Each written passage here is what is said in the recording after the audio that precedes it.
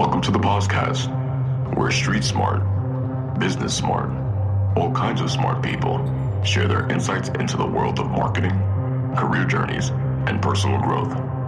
So sit back and prepare to get enlightened with your host, Adam Posner.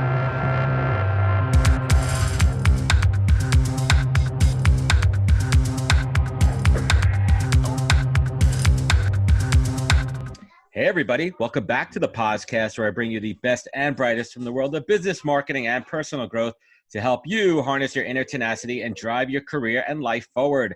Tribe, I am excited and proud to introduce my guest today, someone who I have admired from afar and now lucky enough to speak to with in person today, Marcus Aurelius Anderson. For those who do not know him, Marcus is a best-selling author, TEDx speaker, international keynote speaker, mindset coach to leaders, CEOs, and entrepreneurs.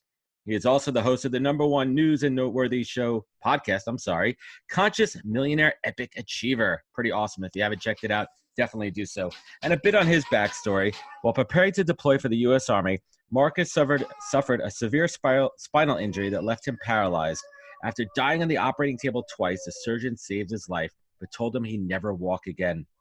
Having no other option, Marcus started doing some brutal, honest soul searching, looking for lessons to be learned from his injury. And once he started seeing his adversity as a gift instead of a curse, something miraculous began to happen. And we'll certainly unpack that. And now he speaks, writes, inspires coaches and so many others to overcome their own adversities, to actualize their personal definition of success and business in every area of life. And today we're going to dig into his life journey to becoming the Bruce Lee of maximizing mindset, kicking ass, choking fear, and throat-punching self-doubt, and a ton more. I know that was a mouthful. I had my kids upstairs that are making lots of noises, but let's do this. Marcus, welcome to the podcast, my man. Man, thank you so much for having me. I'm stoked. This is going to be amazing. We were talking about this before we went on the air. We're living in a crazy time right now. I had to move my studio, downstairs to my den. I'm dealing with my two little coworkers upstairs that are quite rambunctious. So we'll try to kind of block them out a little bit here. But let's start. Let's hear about your journey. Anything that I missed? I know there's so much to talk about, but anything that I missed that's really crucial to my guests so they really understand, your life story of what got us to where we are today. I mean, not really. You did an incredible job. You've done a lot of research. You covered everything. What you were touching on today about the current environment, I feel that the timing of our interview about understanding the gift and adversity is absolutely apropos for sure. Yeah, I mean, we'll certainly understand that. And, you talk about this concept of adversity being a gift.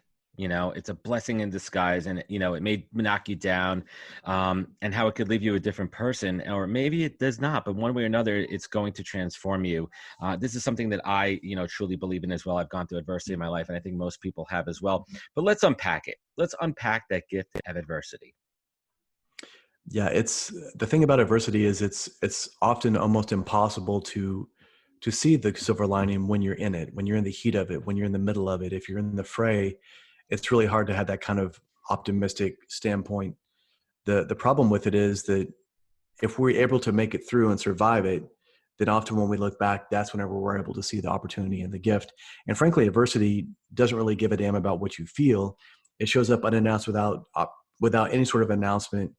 It couldn't care less about what you want, and it doesn't take no for an answer. And that's the reality on it. So that's what drives you. That's what forces you to do things. And adversity either forces you to rise to a higher level, or it stunts your development right wherever you are.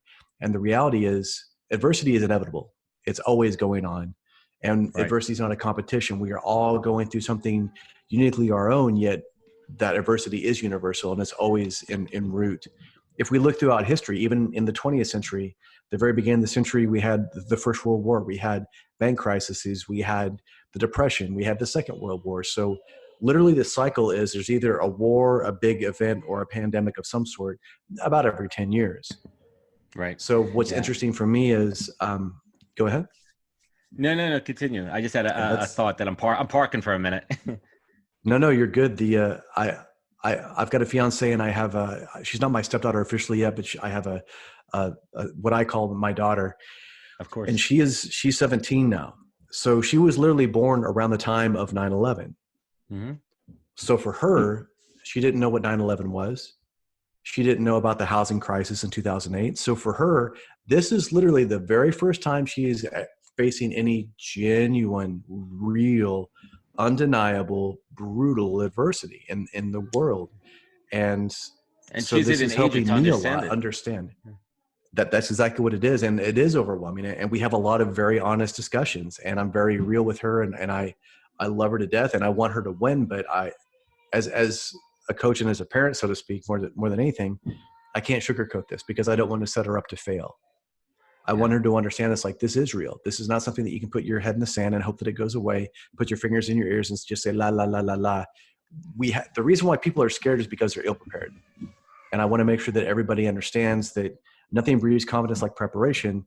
And if you get caught sideways by this stuff, that's whenever we really have that hard time adjusting to it.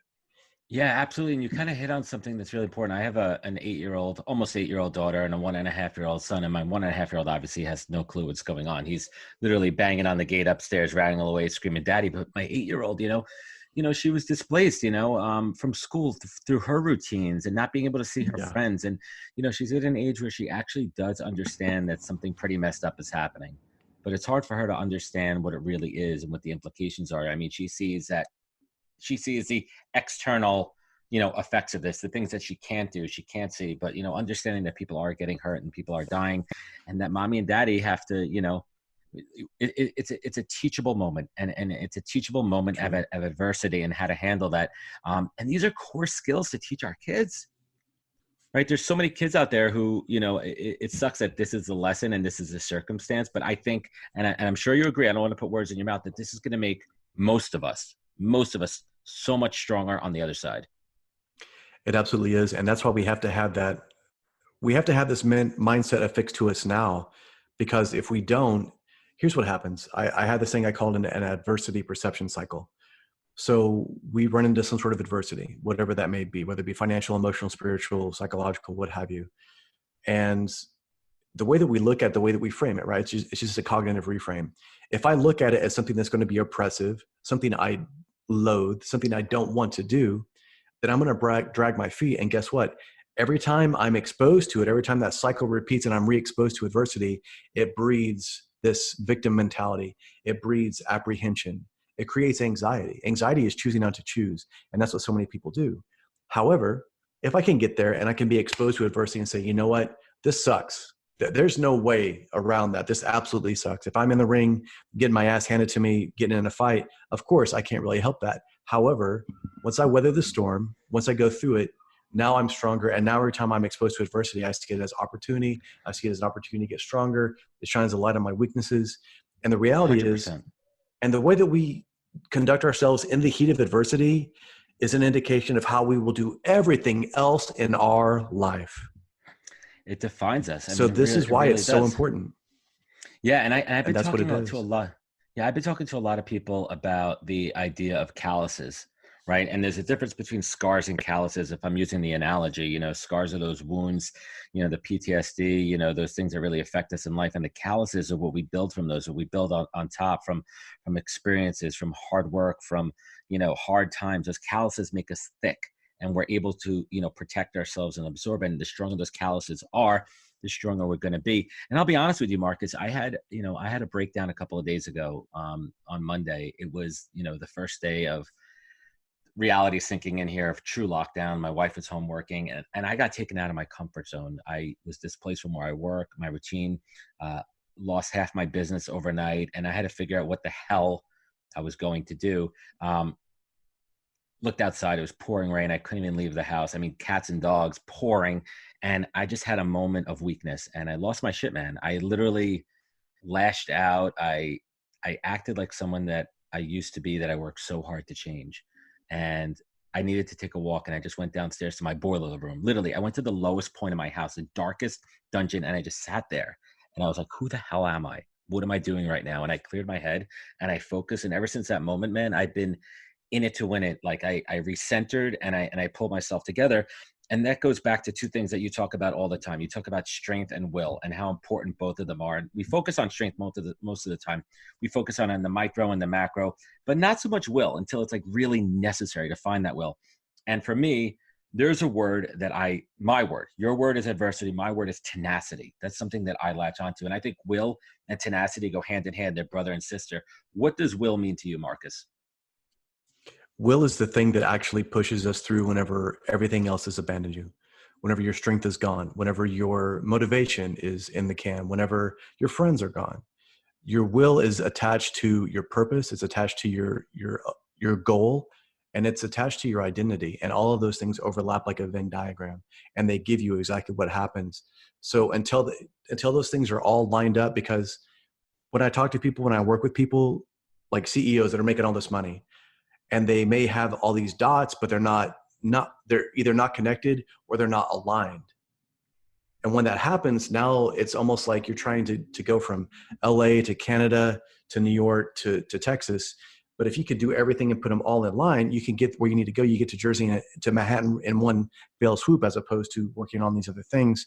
And that's why it's so important, because if you don't have that will that is iron and it creates that resolve, you're always going to get into a situation, because whenever we hit adversity, if we don't have that will, that resolve, that tenacity, we'll start having these little conversations. And it's like, well, okay, I'm going to negotiate with myself. Maybe I'm going to eat all that chocolate cake. Maybe I'm not going to work out today. Maybe I'm not going to follow my routine. Maybe I'm not going to do what I should do for my family. And that one seed of doubt, as humans, we don't do moderation well. We just do not. It's not the way we're designed. I mean, definitely not for me. It's either all or nothing, man. It's either I'm eating it, drinking it, doing something else to an extreme. I can't just have that one drink. Yeah, it's difficult. And so the reality is, if we don't give ourselves any other choice, the choice is simple. So that's what it is. So you just say, listen, I do not tolerate that. So if you're going into this thing and you're saying, man, I don't feel like doing that, maybe you need to do a pattern interrupt immediately and say, I don't tolerate that. And whether you say, I don't tolerate weakness, I don't tolerate weak-willedness, I don't tolerate this sort of self-talk, whatever the case may be, that is the thing that will shift you out of this. And it'll give you a second to step back, because here's what happens. Emotions assassinate the truth. So whenever we're in the heat of that adversity, our emotions are what's running us. So if we're scared right now, that's what's running us.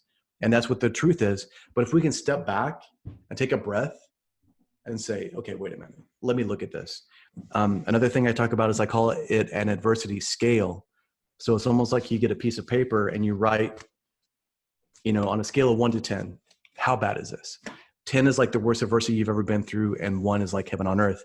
So for me, my worst adversity was dying and being paralyzed. Yeah, it's pretty bad. So I can look at everything now and say, okay, is it going to kill me? Is it going to paralyze me? Probably not. So I'm going to push. Now, it's not a competition. Adversity is not a competition. You have that perspective, though. So many other people don't have that. I mean, luckily, but look what it's given you. But we all have it. But we all have a 10, right? Whatever that is. And a scale. Right. You're right. We all have an extreme. Like everyone's, it's perspective.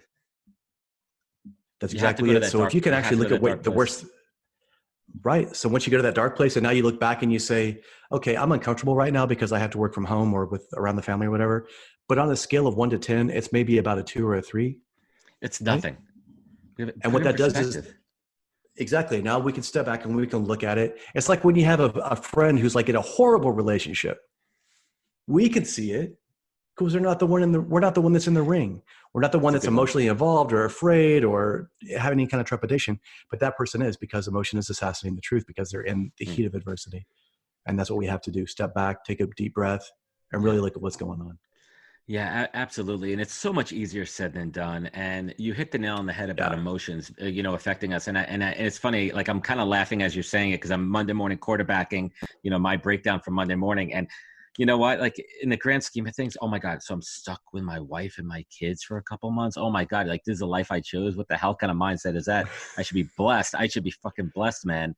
Right. Yeah. But for me, I think it was more, dude, I think it was more about just taking out of my routine. I'm a creature of habit. I'm a creature of routine. And having my Zen space, like going to work for me, having my physical workspace. And it kind of compounded with the other realities of that we're in this for the long term, and it's going to affect a lot of us. But, another piece that you talk about that I want to get into is resistance. Resistance is inevitable. And for you, it works like a compass, and you turn it into a positive, right? And we talk about the many forms that resistance come in, how you face criticism, how do you jump hurdles? So I want to talk about how we educate and train our children, right? Because our children are our legacy, to handle resistance and to synthesize it into a positive. So how do you work with your with young people, with your soon to be daughter? How do you work with children to really get into that resistance positive mindset? Yeah, I look at resistance. Stephen Pressfield kind of coined the term with do the work and the war of art, things like that. And I look at adversity like a bigger, meaner version of resistance, so to speak, more adversarial. But what we have to do is, at least for younger kids and even for adults, we have to give them the space to fail. We have to let them fall down, let them understand that they're not made out of porcelain, let all of that fear wash over them, give them the opportunity to embrace that sensation and realize, this is uncomfortable, but this isn't the end of my world. It's not the end of my life. I'm going to get up. I'm going to go ahead and dust my knee off. And I'm going to keep moving forward. If you've seen a child fall down and if we rush towards them and give them attention, what do? Are you okay? Are you okay? Yeah, we encourage the behavior. And unnecessarily, we actually put into them we disempower them. And that's not our intention. As parents, we want to love that child. We want them to win. But we have to understand that, like you said, they have to have a little bit of callus. They have to have a little bit of thickness in their skin, because this world does not care about what your opinion is. Adversity shows us no remorse whatsoever. It just is. I learned a long time ago from my great uncle who was in Vietnam. He was like, listen, if we go hunting, he says, the forest is not out to hurt you, but it's not going to do you any favors. There are no blessings. There are no curses. There are no punishments. There are no wins. There are simply consequences based upon your ability to be prepared for this. And by taking the emotion out of it, again, you look at it, it's almost like a modern day stoic, right? It just shows you, if things are going badly right now, what are we going to do? I can sit here and whine and moan about it. So to let our kids feel supported enough to know, I'm right here. I saw you fall down. I'm not going to let you bleed out. I'm not going to let you have a broken bone. However, I'm going to watch you and say, you can do that. Get up. You're strong. I know you can do it. Get up. You got to empower and now them. You empower them. Exactly. And now that'll be their impression. And now they'll have that dialogue in their head, right? Yeah, it's interesting too. And, I got two little ones, but, I'm learning on the fly here. There's no textbook for parenting. The textbook for me are learning, it's so crazy, dude. I have these, I forgot what the stat is, like the earliest memories that you have. I think it's like maybe 3 or 4 years old, what that is. But, I'm having these kind of flashbacks, man. Like when I have these interactions with my kids, I'm having this kind of video playing in the back of my head of how my dad interacted with me and those experiences. Dude, it's fucking mind boggling. Like I have these moments and it's like putting me in a place of joy and happiness. I had a great childhood. My dad was an amazing teacher. But it's also giving me an opportunity to say, okay, what could I do? What could I add on to that? Right? What could I do that I could make them better? What I've learned, what my dad maybe didn't teach me. Right? Because there's definitely elements of things that maybe my dad didn't teach me. And I think that's how we could help each generation get better and better. But not every dad could do this, right? But it goes back to that mindset and having those tools to empower you and having the foresight to have these teachable moments with your kids. Absolutely. And that's the thing too. I mean, even if, just like you mentioned, even as a parent, we try to do everything we can. We try to prepare ourselves and our kids for everything we can. But in the end, there are things that happen that are sort of out of our control. So even what we're dealing with right now, if we sit here and we stay in this like anxiety and this fear, then that's all we're going to propagate. But the idea is to understand that, just like you were saying, you couldn't control the way that you had to react to things on Monday, or the rain for that matter. However, if you were going to go out, but if you were going to go outside, you could at least mentally prepare yourself and say, I'm going to get wet. I'm going to put on my rain gear. I'm going to go out there. And so if you go out there and you just act surprised, or if you're just completely oblivious, of course you're going to be victimized by everything. Of course, everything that happens is going to feel like it's out to get you. But you have to understand that for better or for worse, pain and discomfort are the best teachers. And that's just the way we're designed. Pain gets our attention. It forces us to look and say, okay, do I have your attention? Okay, here's the lesson. Because for a lot of us, we're going to repeat the same thing over and over again until that lesson is really, really learned. And if we forget about it, just like with me, the universe has a way of slapping you in the face to stop everything else, to say, hey, I think you forgot about this, or hey, I think your ego's too big, or hey, I think that you're not actually appreciating what's going on. And that's where it all comes together for me. And it's so interesting too, because when you're in the heat, when you're in the middle of that battle, when you're in the middle of your downturn, when you're at the when you're at the bottom of that trench, you don't know it's the bottom. You know it sucks and everything, but you don't know it's the bottom until you climb up and you could look down and see what that bottom looks like. And that's such a hard thing too. And I think that's just called life, right? I think that's something that we all experience and how we grow for it. And some people do, and some people don't. I want to talk about the concept of fear and what it means to you. You know, is fear really the absence of courage? You know, is that what it is? And is it something that you're, you know, is that something you're born with, or is it developed over time? I mean, how do you overcome fear, and how do you teach others to do the same? Fear never goes away. Fear is always there. The fear is good because it's actually there to protect us, and it's there to keep us alive. It's the way our, you know, ancestors were able to do things. The thing is, it's just like anything else. You had to learn to put the fear over here, put it somewhere away from you, be aware of it, but then keep moving forward with whatever you're going to be doing. To overcome fear, as you mentioned with courage, without genuine fear, we cannot experience and understand our own courage, period. It's very easy to have false bravado, especially on social media today, when everybody talks about how they're just going to fucking crush it and they're going to kill it. And, you know, they're motivated 24/7, 365, and they never get off the computer. Well, those people are full of shit. Those people have not actually been afraid. Those people have never actually been to a place where they've been pushed to a degree Or it's where a they front, actually say, right? Yeah. Exactly. So it's false bravado. It's very easy for them to say that. What you have to understand is that fear is good because it shows you that there's an opportunity for you to get hurt, to fall down, that there's a blind spot somewhere in there. So the fear will never go away. So understand that. But the more you can understand that, the more you can realize that adversity and fear are inevitable. Instead of hoping that it gets easier, by knowing that it's constant, it makes it easier. You understand that now I'm always going to deal with this. I'm always going to have to do something like this. I'm always going to have some sort of hardship, whether it be in 10 years or 10 minutes. And by understanding that now, again, that's your shield, that's your thickened skin, that's your capacity to take that damage as necessary, as opposed to just allowing yourself to go out there and be damaged unintentionally, or again, acting like there's no problems and not even acknowledging the damage that you're having to deal with day to day. That's tremendous. And I hope you don't mind me asking, if we could go back to the time when you sustained your injury, how much of it do you remember? How much of that experience do you remember? Do you remember dying on the table? Like what was like, take us to that experience, if you don't mind. Yeah, of course. So in 2012, when I was preparing to deploy, I was in upstate New York with the 10th Mountain, and we were I was with the infantry. We were getting ready to go to Afghanistan. And for those of you that remember, that was the year that President Obama was getting ready to run for re-election. So but our deployment kept getting pushed back. So we just kept pushing harder and harder, training more and more. Right. And we had no idea that they were going to, bring all the troops back. And in the infantry, especially 10th Mountain, that's the most deployed unit in the history of the military. It's attached to everything: Ranger, Special Forces, Delta, everything, Black Hawk Down, all of those movements, operations, that's what they were part of. So even me at that age, I was still trying to push more and more. What happened was I ruptured a disc in my neck, and it left me paralyzed from the neck down. So I go from being this upper echelon soldier who was able to do, and I think you remember, you've done the background. I was 38 when I joined the military. So I was 40. You were no spring chicken.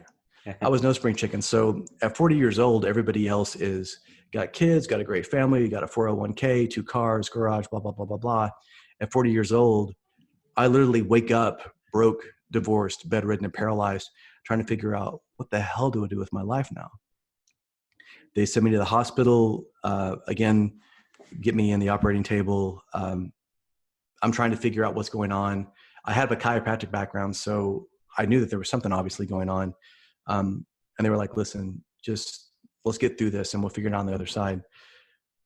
After I start counting down, when they put the anesthesia on me, I count from 100, I get to about 98. And then it's just very dark and very cold and very quiet. And it's peaceful. And it seemed like it was a second, and it seemed like it was an eternity. And then I would wake up in the ICU, confused, can't tell, is this a dream? Is this real? Where am I at? Am I AWOL? And then the nurse is like, hey, Mr. Anderson, welcome back to the land of the living. And I don't really know what she means. Not long after that, the surgeon comes in, and I'm still paralyzed at this point, and I'm in a neck brace now. So what little movement I had before that is completely arrested. It's gone. So he sits at the foot of the bed and he says, you know, you had us scared for a minute there. We lost you. And I don't know what he means. He's like, listen, you flatlined twice. We didn't know if we were going to get you back either time. Holy shit. Yeah. And I'm still trying to wrap my head around it. He says, here's the reality. The good news is you get to live to tell the tale. The bad news is this is what you're left with. And so that is a brutal reality to have to face. And like I say, again, like joining the military and just giving everything I could to that, to try to serve my country. My great uncle that I mentioned before, he had passed away not long before that. And so he was in Special Forces, Vietnam, all this stuff. He had like all this regalia. I was a pallbearer for his funeral. So seeing a full bird colonel go up and eulogize him, and to see man after man go up and just talk about all of his acts of valor and how I'd always wanted to join the military. But like so many of us, we have something that we want to do, but again, we have these excuses. And the thing about excuses is we could justify the hell out of them if we want to. So for me, I was like, well, I'm going to school, or I'm getting married, or I'm about to get married, or whatever it is. And I kept allowing that to happen. And I want everybody to hear me right now. There will eventually come a time in your life when all the things that you want to do will be gone. So if there's something that you want to do right now, start acting on it, because that time to not be able to approach it is closer than you think. And I'm not saying that you're going to die on the table or you're going to be paralyzed. What I'm saying is life happens. So if you're a young entrepreneur and you're attacking the grind right now, that's fine. But understand that if you are putting that off, and if you are just elongating your struggle, maybe you find that special person, maybe you get married, maybe you have kids, maybe you adopt. All of a sudden now, all this free time that you have to have these 16-hour days to just kill, now all of a sudden it's 8 hours. Now all of a sudden it may not even be that amount of time. Maybe you have to get a side hustle, real job to try to make this thing happen. So the opportunities that we have right now, there's something that's called Parkinson's law. And it says the amount of work that we have will expand into the amount of time that you allow for it. Yes, I know that well. And we all that, know, man. That's it. And for me, for my clients, I talk about it, but I say it like this: without a deadline, time means nothing. So that's what happens. So when you hear about people that like they're given a diagnosis, they have 6 months or a year to live because they have cancer. Guess what? That last 6 months of their life, they live it like it's the last part of their life. And it's hard to do that without that sort of urgency. But what I'm trying to explain to you is if you can shift your mind properly, and if you have enough stuff as leverage, you can get a lot done. So even right now, the people that are going through hardship because they don't have toilet paper, I empathize with you. But we have to understand that in the grand scheme of things, the sun will come up tomorrow. We're going to make it. The world's not going to stop turning. And again, that's the lesson. Yeah, absolutely. Real quick, I'd love to just hear a little bit of that comeback journey. How did you get yourself back on? I saw a video yesterday of you doing push-ups, which is incredible. I recently connected with Matt Gagnon. Oh yeah. Matt's a cool guy. We're talking later this week, and I saw him do his push-up challenge with his freaking weighted vest on. I'm like, that guy's a boss. He's going through his own shit right now too. During this crisis, his family is separated from him, but in a good place, by design and everything. But let's talk back to you. Of course. Let's talk about the comeback story. We all love a great comeback story, especially for somebody who dedicated his life to this country, man. Love to see it back on your feet. Well, I appreciate that. I just feel lucky to have a second chance. Honestly, what happened was I spent a lot of time in anger. I spent months in a bed, pissed off at the world, pissed off at anybody that would come in the room that tried to take care of me. But I realized that the person I was actually mad at was myself, because I hadn't had urgency, because I realized that I had 40 years of my life to get something done. And it felt like I'd been bitch slapped by the universe. Like they were like, almost like God or whatever you believe in had come down and said, you know what?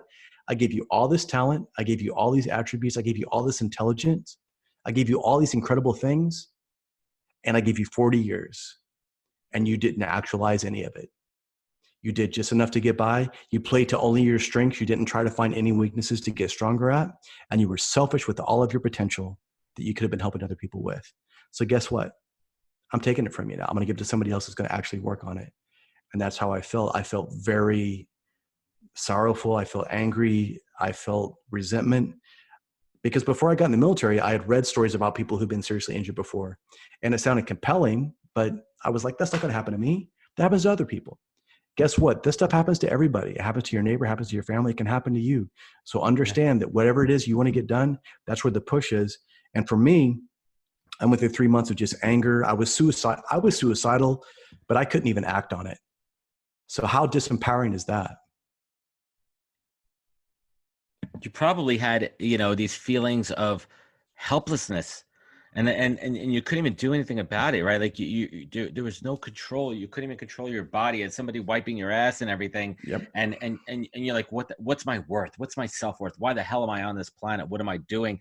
And as you're alluding to, those thoughts got dark. Those thoughts got really dark. Of course they have to. And that's what happens. So even right now, in the time that we're in, not knowing what's going to happen is actually worse than what actually happens most of the time. So in times of uncertainty, what you have to do is what I did, which is I couldn't control anything in my body. The only thing I could control was, at that time, my breath. I took a deep breath over and over again. That forced my body to go into like the parasympathetic nervous system, the relaxed state, where it actually allowed me to start looking at what was going on, to see what I was doing. I mean, that's an absolutely incredible story, and I hope it really truly resonates and motivates and inspires everybody that no matter what, there's always, I hate to say there's always somebody worse than you, because you're always in your own shit and you got to deal with that. And I kind of don't like when somebody says that to me, because I'm dealing in that moment. But what I really want to do is I want Marcus's story to add perspective, right? I want you to be able to take a mindset approach and say, you know what, this is temporary. This is not permanent. This is not going to define me. This is not going to define everything that I do from this point. And Marcus, your story is incredible, and I really appreciate sharing. It really is like a truly inspirational journey. And the fact that you are now giving back to millions with your story, and, what is that one takeaway that, like, if someone meets you for the first time, if someone, gets into your journey, what's that one takeaway that you want them to walk away with? I want them to not put me on a pedestal and think that I'm something unique, because what that does is that allows them to give themselves a buy on what they're capable of. Don't say, oh, well, you're in the military, or you've been doing martial arts your entire life, or you're this big, strong guy. It's like, no, I'm not any different than you are. I just made different decisions and then try to follow through on them. We're all incredibly strong. We're all incredibly powerful, and we don't know what we're capable of until we hit that hardship. So in the end, you are only as strong as the adversity that you overcome. And so if you're facing something right now, if you're going through something difficult, understand that on the other side, there is something for you to learn. And sometimes if the thing that you're going through is a cycle, maybe the thing that you need to learn is to not get yourself in that cycle. If you're in drugs, if you're in alcohol, if you're in this horrible toxic relationship or environment, understand that's why you keep going to the same thing over and over again. This is your respawn point. You have to decide what you want to do with that. I love that, man. I absolutely love it. And Marcus, what is the single greatest piece of advice that you've ever received that you take action on every single day? Absorb what is useful, discard what is useless, and add what is specifically your own. That's Bruce Lee's Jeet Kune Do concept quote. And I think that it's perfect for everybody, whether it be an entrepreneur or whether it be an adult, a parent, like you were saying. There are things that will resonate with us, and that stuff is there for a reason. If it gets your attention, hold on to it. There's going to be stuff that may not resonate with you, and that's okay. So if everything that you're saying, if everything that you listen to Adam's podcast makes sense to you, that's fine. But there are going to be certain parts of it that you're going to be like, I don't like that. You don't have to have all of it. You can just take what you like. It's a buffet. And then that allows you to create something that is uniquely your own. And that's what allows you to give your own style, your own finesse, your own signature component. Yeah, man. Value comes in many different forms, right? And you take pieces of it, from people. And there's many people that I absolutely, hold on a high pedestal myself, and I don't agree with everything they say. What would you say is your superpower, right? Like, what do you do better than almost anyone on this planet that makes you truly who you are? I have 360 unconditional gratitude about everything. So for me, that gratitude is what saved me, I believe, in the bed, because I eventually realized that if I'd have been deployed when this happened, If I'd have been in Afghanistan and I would have been injured, then that means my team would have been compromised. That means the helicopter that would have had to fly in to come get me would have been in danger. Right. And all there were, 30 or 40 other people whose lives would have been put in harm's danger. So I remember thinking that, and I was like, wow, I'm lucky. And literally after I started seeing my adversity as a gift instead of a curse, a week after having genuine gratitude for the bed that I may never get out of and the room that I may never leave, I started getting a little bit of feeling back in my fingers. So I never go away from that. That's my compass from here on out. That's incredible. And last but not least, when you were literally on that operating table, on your last breath, right? And you came out of that and, you were told you were never going to walk again. You told that, it would be an incredible journey to get you back to where you are. And you had to look down deep inside and find that tenacity. And in turn, where you're sitting right now today and having this extreme ultimate level of 360 gratitude, something told you, something you had to look to. Marcus Aurelius Anderson, what is your North Star? My North Star is adversity. That's what pushes me. That's my true north. That's what gives me everything I need to do, because the thing that you are trying to find the answer to right now is hidden in the adversity that you are avoiding. If you're in business and you're having a hard time getting customers, but you don't like making cold calls, guess what your problem is? If you're having a hard time getting your business plan together, if you're having a hard time with a relationship because you don't want to have a conversation, guess what? Everything you want is in that conversation that you are afraid to have. If you feel like you're out of shape, if you feel like you're not doing what you need to do physically, everything that you want is on the other side of that adversity. That is your indicator. That is your true north. That is the thing that you should be looking for. And if you can't do that every day, then you're going to find yourself in even more adversity in the long run. I love it, man. Marcus, thank you so much for spending some time with me today. I greatly appreciate you. Let's please stay in touch, man. I think there's a lot of synergy here. I think we could, find opportunities to help each other out and grow. Where could folks find you? Where could they connect with you? Absolutely. If you want to connect to me on LinkedIn, tell me that you heard us here on the podcast. I would love that. You can find me at marcusaureliusanderson.com. I'm on all the socials under Marcus Aurelius Anderson. My TEDx talk is free. It's called The Gift of Adversity. My book is called The Gift of Adversity. And I think that everything that we talked about in here can hopefully help people. And that's the idea. Awesome. Brother, thank you so much for coming on. Absolutely, my friend. Awesome. And everyone listening, I truly appreciate everyone taking the time. I know how valuable that is. And it means a lot for everyone to spend their time with me and hopefully get so much value from my guests like Marcus and all the other ones. You know where to find us, thepodcast.com. Please be sure to follow, click, link, subscribe. Remember, take your online, offline. I say this a million times and I screwed it up, but thank you for joining us. Take care of each other. Remember to wash your hands and be good. Take care, everybody. Wisdom is forever, but for us, it's time to go. Thank you for joining us. Luckily, we'll be back with our next episode jam-packed with more incredible humans. For more info, please visit www.nhptalentgroup.com.